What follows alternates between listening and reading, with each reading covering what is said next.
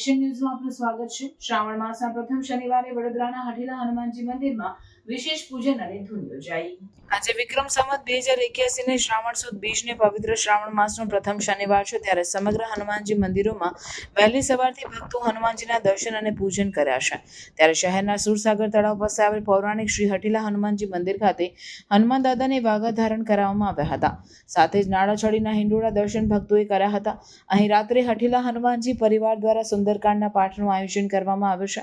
પવિત્ર શ્રાવણ માસ દરમિયાન હઠીલા હનુમાનજી મંદિર ખાતે દરરોજ રાત્રે રામધૂન કરવામાં આવે છે। આગામી 29 તારીખને મંગળવારે અન્નકૂટનું આયોજન કરવામાં આવ્યું છે, જે વહેલી સવારથી રાત્રે 8 વાગ્યા સુધી રહેશે। અહીં પવિત્ર શ્રાવણ માસમાં દર શનિવારે હનુમાન દાદાને અલગ અલગ વાઘા પહેરાવી તથા હિંડોળા તૈયાર કરવામાં આવશે।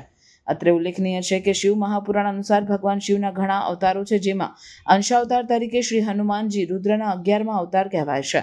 શ્રી હનુમાનજી રામચરિત માનસમાં તુલસીદાસજી શ્રી હનુમાન ચાલીસામાં વર્ણવે છે કે શંકર સુવન કેસરી નંદન તેજ પ્રતાપ મહાજગવંદન।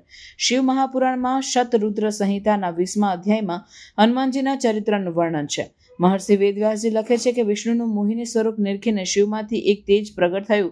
એ તેજનો સપ્ત ઋષિઓએ ગૌતમ ઋષિની દીકરી અંજનીના ગર્ભમાં પવનદેવ દ્વારા પ્રવેશ કરાવ્યો।